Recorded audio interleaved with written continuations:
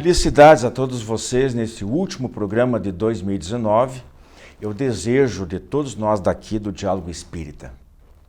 E a propósito do Ano Novo, muita gente tem a curiosidade e gostaria de saber quais os acontecimentos importantes que marcarão suas vidas no decurso desses próximos 12 meses. Mas será que gostaríamos de saber mesmo?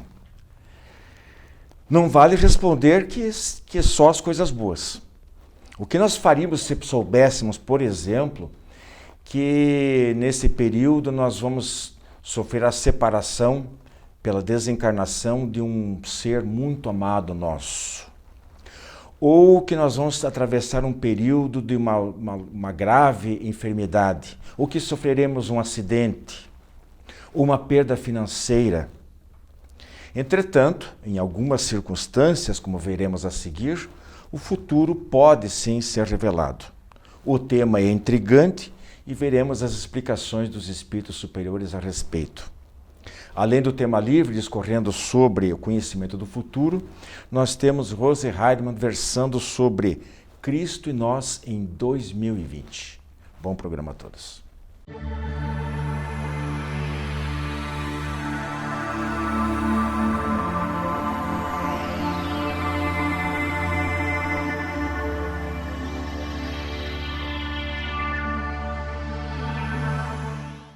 Prezados amigos, nós estamos às vésperas do início de um novo ano no nosso calendário e nós vamos examinar aqui algumas das ideias da filosofia espírita sobre a previsão do futuro.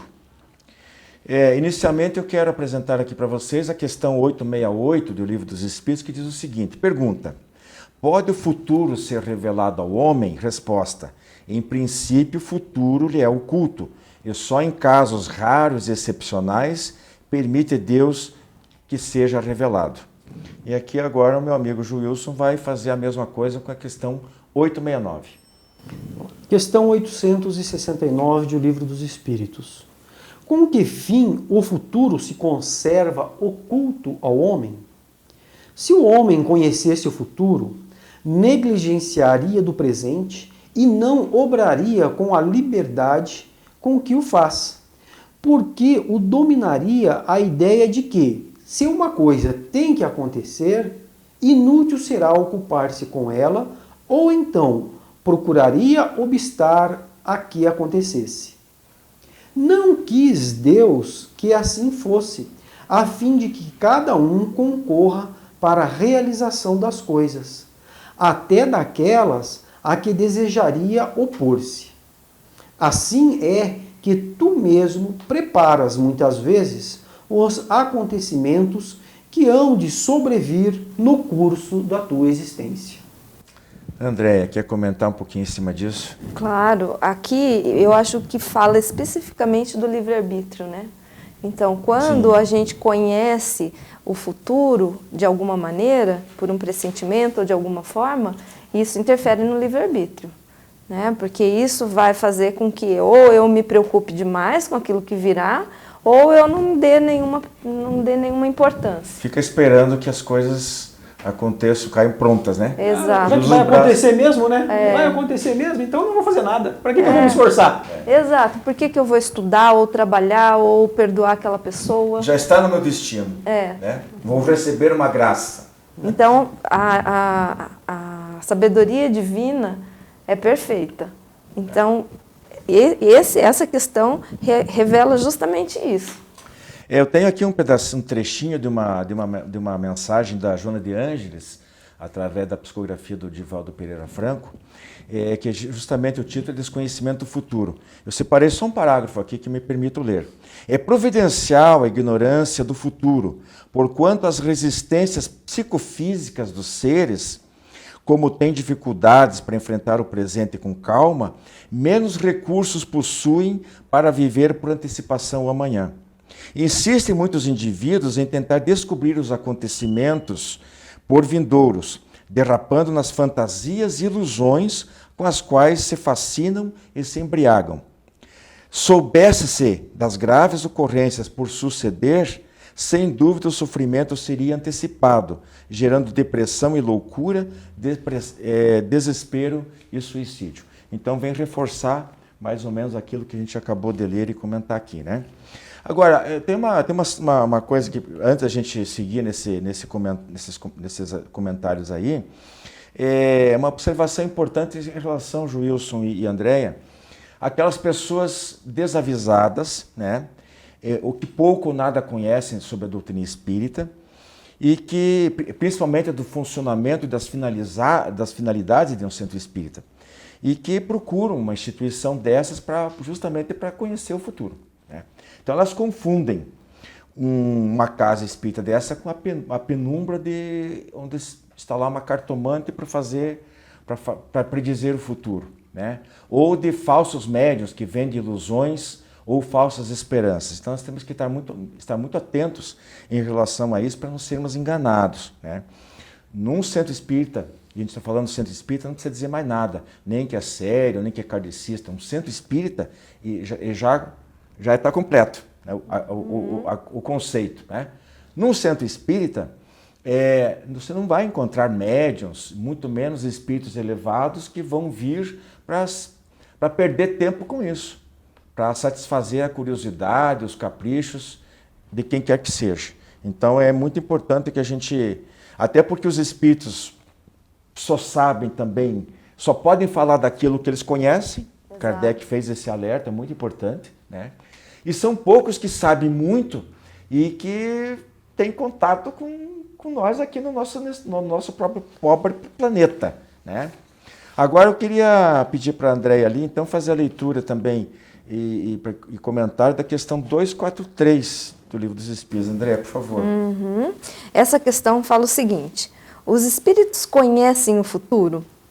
Isso depende ainda da perfeição. Muitas vezes eles apenas entreveem, mas não lhes é permitido revelá-lo. Quando os espíritos veem o futuro, este lhes parece presente. À medida que se aproxima de Deus, o espírito vê o futuro mais claramente. Após a morte, a alma vê e abarca suas migrações passadas num piscar de olhos, mas não pode ver o que Deus lhe reserva. Para isso, é preciso que esteja completamente integrada a Ele, após muitas existências. Agora o Wilson comenta. Então, aí a gente vê que realmente o que um espírito sério, né, normalmente são espíritos mais evoluídos. E é como o Wilson comentou ainda há pouco, não vai ficar perdendo tempo com coisas pequenas, né? Muitas vezes as pessoas procuram até a casa espírita para querer saber de futuro, de saber se as coisas vão acontecer, e não é um espírito elevado, ele não está preocupado com isso. E somente quando nós atingirmos realmente um grau de maturidade espiritual bem mais elevado, é que teremos então as condições de até antever certos acontecimentos sem nos abalarmos. Pensemos o seguinte: estamos num planeta de provas e expiações, somos seres devedores da lei. Imagina se nós tivéssemos a condição de ficar entrevendo o futuro assim com facilidade. Será que nós teríamos estrutura psicológica, estrutura espiritual para aguentar perceber as coisas que poderiam nos acontecer, considerando o fato, obviamente, de ainda sermos espíritos devedores da lei? Que com certeza coisa muito boa não vem por aí. O detalhe é o seguinte, é que as pessoas, quando buscam essas informações por meio de cartomantes e de pessoas que até mesmo fazem o uso, são charlatães mesmo, né, que utilizam isso para explorar a boa-fé das pessoas, as pessoas buscam querendo saber só das coisas boas, né? As coisas negativas, será que as pessoas estariam tão preparadas assim para receber esse mesmo tipo de informação? Obviamente que não, né? Eu coloquei na abertura, Andréia, justamente alguns exemplos aí de coisas que às vezes todos nós estamos sujeitos, né? Sim. Como ele disse, por estarmos num planeta de provas e expiações, é aquela história, literalmente quem sai na chuva para se molhar. Então nós estamos sujeitos a uma série de vicissitudes, né? fazem parte da nossa trajetória de aprendizado, de crescimento e também de reajuste daquilo que a gente errou no passado e que de repente a gente tem que enfrentar. Então eu citei lá, por exemplo, a separação pela desencarnação de um ente querido. Todos nós um dia vamos partir dessa. Sim. Então alguns partem na frente. Ou a gente tem que enfrentar uma enfermidade grave ou prolongada, ou sofrer um acidente. Quem de nós, como ele disse, quem tem estrutura psicológica para ficar sabendo isso e enfrentar friamente, com tranquilidade, friamente que eu digo é com serenidade, né? Um termo mais apropriado, não é por aí? Sim. A dificuldade seria muito grande, né? É só a gente usar um exemplo bem simples, que é, por exemplo, quando a gente vai viajar. Então a gente já sabe de antemão para onde a gente vai, a gente já sabe, já comprou passagem, se vai de ônibus, se vai de avião ou de outro meio, né? E a gente não fica ansioso, né? Pois então a gente sabendo que está dentro de uma programação gera uma ansiedade, gera estresse, né? Então imagine coisas que a gente fica supondo ou que você foi lá numa pessoa que usou alguns elementos, aqui abrindo um parênteses, né? Dentro da psicologia tem uma área que estuda o comportamento não verbal. Então essas pessoas que falam de futuro, elas são especialistas em fazer a leitura do comportamento não verbal. Então elas observam assim, se a pessoa usa aliança, se não usa, se tem sinal de anel no dedo, se não tem, e aí elas jogam uma informação genérica. Então, literalmente eu jogo verde para colher maduro, né? Elas tiram um monte de informação da pessoa que está, do consulente ali, e daí deduzem muita coisa, às vezes acertam, né? Às vezes sim, porque é estatístico. Então, você vai uma mulher jovem, bonita, a pessoa joga, olha, você vai conhecer alguém. Tem uma pessoa no teu futuro. Uma mulher assim, que vai te atrapalhar. Então ela joga uma informação e às vezes a pessoa cai, não é? Nós vamos daqui a pouquinho para o intervalo, mas antes eu queria pedir para o Joilson, já que a gente viu mais ou menos os porquês, né, os contras, as não recomendações de ser revelado o futuro, mas como a gente falou, alguns casos pode sim ser revelado. Então, Joilson, qual é a fonte que você tem aí para passar para os nossos telespectadores, onde explica como que é possível algum tipo de previsão, embora em casos raros? Então, no livro A Gênese, de Allan Kardec, tem um capítulo que vai falar sobre as predições. E ali Kardec vai explicar a respeito da teoria da presciência. E ele diz assim: suponhamos que um homem colocado no alto de uma montanha, ao observar a vasta extensão da planície, nessa situação, o espaço de uma légua será pouca coisa para ele e poderá facilmente abarcar num só golpe de vista todos os acidentes do terreno, desde o começo até o fim da estrada. O viajante que segue esta estrada pela primeira vez sabe que caminhando chegará ao fim dela. Eis aí uma previsão simples da consequência de sua marcha. Porém, os acidentes do terreno, as subidas e as descidas, os rios a vencer, os bosques a atravessar, os precipícios nos quais poderá cair, os salteadores escondidos para lhe saquear as bagagens, as casas hospitaleiras nas quais poderá repousar, tudo isso é independente de sua pessoa. É para ele o desconhecido, o futuro, pois sua vista não se estende além do pequeno círculo que o rodeia. Quanto à duração, ele a mede pelo tempo que consome e percorre o caminhar. Retirai-lhe os pontos de referência e a duração se apaga. Para o homem que está no alto da montanha e que acompanha sua viagem, tudo isso é o presente. Suponhamos que o observador desça para perto do viajante e lhe diga: em tal momento encontrareis tal coisa, sereis atacado e socorrido. Estará prevendo o futuro. O futuro existe para o viajante. Para quem está no alto da montanha, esse futuro é o presente. Muito bem, nós fazemos um breakzinho rapidinho e a gente já volta para comentar esse item do livro A Gênese fantástico. Visite nosso canal no YouTube e confira nosso acervo de programas, debates, entrevistas, o diálogo aberto na visão espírita. Programa Diálogo Espírita, ADEPR no YouTube.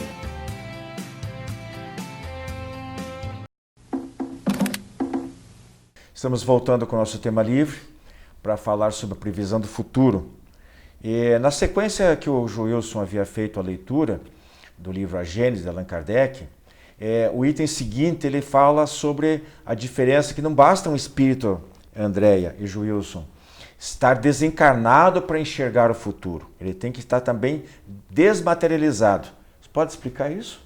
Isso vai depender da pureza do espírito, né? Um espírito muito materializado revela a sua natureza, que ele não é um espírito puro. Aí como que um espírito que ainda está muito ligado às questões materiais vai ficar tendo conhecimento? Será que Deus permitiria que ele tivesse conhecimento de acontecimentos futuros?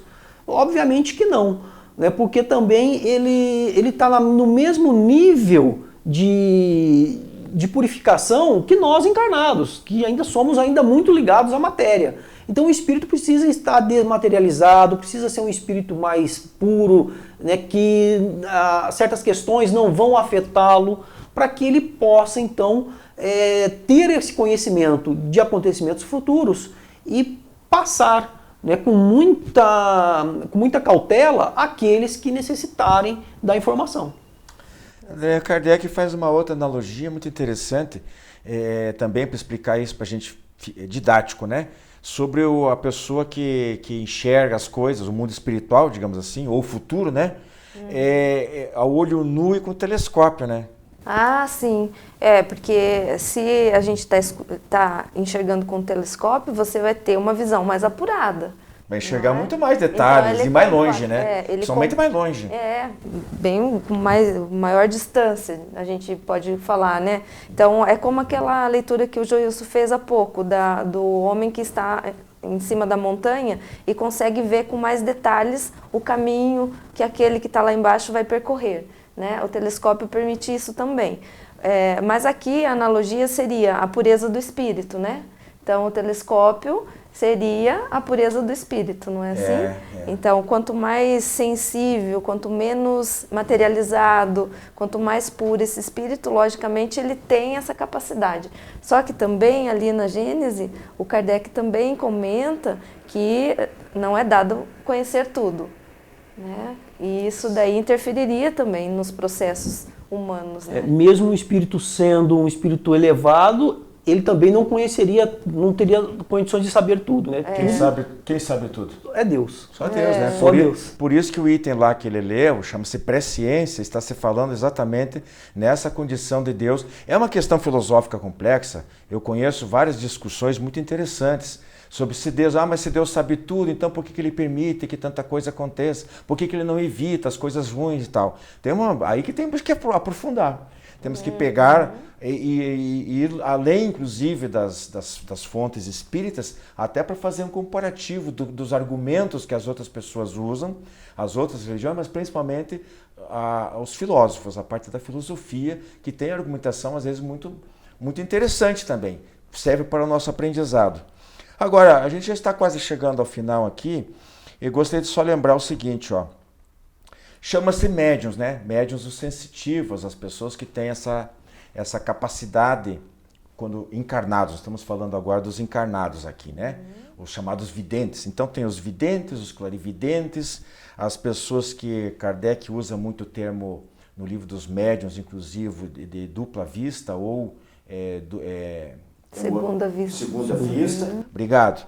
E também aos médiuns, as classificações de médiuns de pressentimentos, os médiuns de profecia, né, ou profetas. Está tudo entrelaçado, o livro dos médiuns, como um manual completíssimo sobre mediunidade, está lá para quem quiser estudar. E outro detalhe interessante, que eu queria que vocês comentassem rapidamente, que Kardec fala que geralmente essas pessoas, algumas estão no estado de vigília, mas mesmo assim parece que ficam meio entorpecidas, elas dão aquela viajada, não é isso? Entra um semitranse. Seria num estado sonambúlico. Sonambúlico. Né? É o estado de sonambulismo. Quando a pessoa entra no estado sonambúlico, o espírito fica ele fica mais livre da matéria, ele não tem o filtro do corpo, do físico, do material. E livre, ele tem uma percepção mais ampla do que acontece. E aí, nesse estado sonambúlico, existe um que é natural, que a pessoa acontece de forma natural, e existe o provocado. E há casos, inclusive, no estado sonambúlico provocado, que a pessoa ela é induzida e é perguntado para ela, às vezes, a respeito de um problema de saúde, de uma doença, e ela vem com a resposta, ela pode dar até a resposta daquele problema de saúde, o tratamento que a pessoa tem que fazer, porque o espírito fora da matéria ele tem uma percepção mais ampla da situação. E se a gente for pensar nesse aspecto, nós desdobramos do corpo físico toda vez que a gente dorme. Né? Então a gente pode encontrar com pessoas, a gente pode antever dados, mas que são permitidos, como o Joilson falou, né? E lembrar, quando a gente retorna ao corpo físico, a gente pode lembrar, né? Aí a gente chega nos chamados sonhos premonitórios, né? A pessoa sonhou com certo acontecimento. E por isso que eu disse, as faculdades elas estão associadas. Pressentimentos, premonição é quase um sinônimo, profecia, vidência. A classificação, a definição de vidência não é só de ver quadros, é de ter sensações, né? Sensações diversas. A pessoa sente que alguma coisa não está bem, ela não consegue nem definir, mas ela está captando as energias, está circulando, porque nós estamos interconectados, né? Numa mesma atmosfera, nós estamos mergulhados na chamada atmosfera psíquica do planeta. Então, quando há uma relação afetiva, a comunicação se estabelece mais rapidamente. Então, aquelas pessoas. E a física quântica, você que gosta muito, explica bem isso aí, né? Uma vez que dois indivíduos façam contato, mesmo que depois eles fiquem separados, eles sempre poderão um repercutir no outro, né? Nosso tempo acabou, a gente não pode seguir em frente e fica para uma outra oportunidade. Segue o nosso último quadro do programa de hoje. Prezados amigos, nós estamos relembrando aqui o livro Admirável Mundo em que Vivemos, da nossa autoria. Convidamos vocês a fazerem contato através da Associação de Divulgadores Espíritas do Paraná para maiores informações de como adquiri-lo ou através do e-mail wilson@adpr.org.br ou do nosso telefone também, 32780961. Clube do Livro Espírita de Curitiba. Mais de 2 décadas consolando corações, iluminando consciências. Associe-se e tenha o melhor da literatura espírita em sua casa. Descontos de até 60% no preço de capa e no primeiro ano ainda ganha uma assinatura grátis do jornal Comunicação Espírita. Acesse também a nossa fanpage no Facebook da AD Paraná. Associe-se agora e contribua para a manutenção deste programa.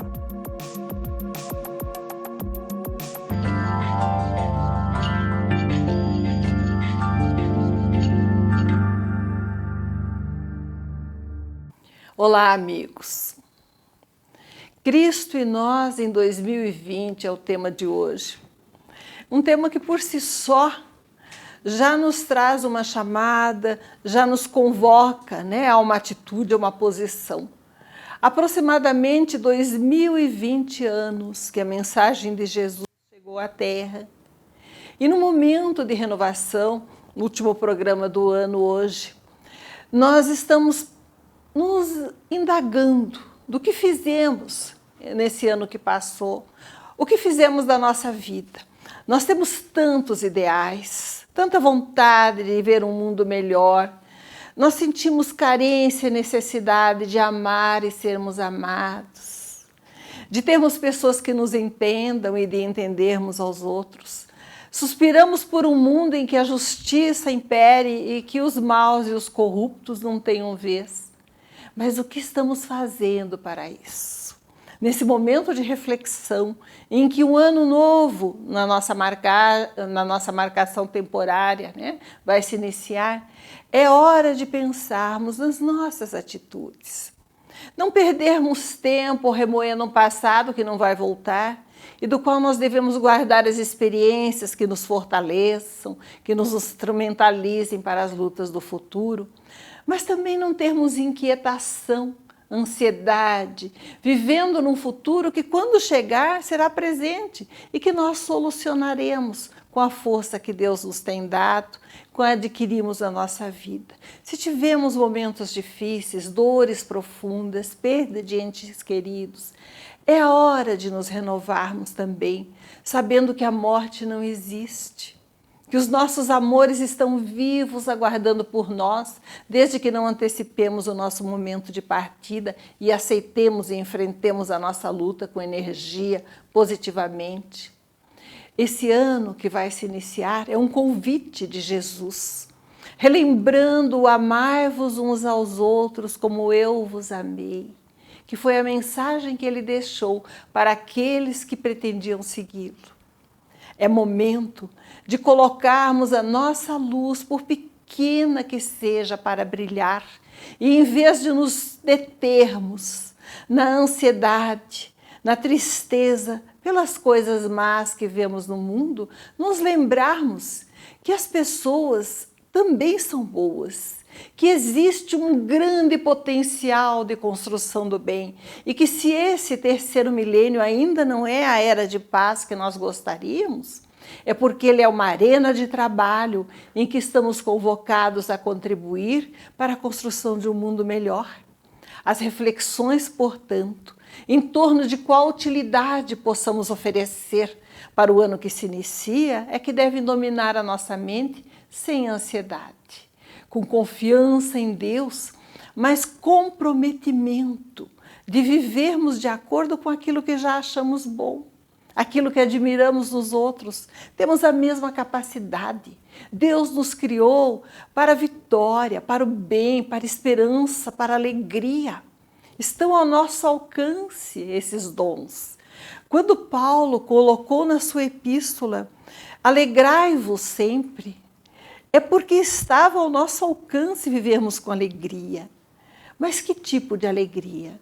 A nossa alegria não pode se fundamentar em coisas que não podemos ter sempre, que a vida carrega. Portanto, a alegria que nos é possível é a da gratificação pessoal, pelo bem que conseguimos fazer para nós mesmos, para aqueles que nos cercam. O convite desse ano que se iniciará em breve é, 2000 anos atrás como hoje, a nossa renovação moral, para que vivamos com plenitude, com alegria, com confiança e com esperança. Porque por piores que as coisas tenham sido, Deus continua no leme e Ele não se engana. Portanto, somos capazes e teremos dias cada vez melhores se fundamentarmos as nossas esperanças e as nossas atitudes na lição de Jesus, sendo bondosos na medida do possível, tolerantes sempre, mas confiantes no poder divino e nas nossas próprias capacidades de construirmos um mundo do bem. Muita paz, tenham um bom fim de ano. Fiquem conosco.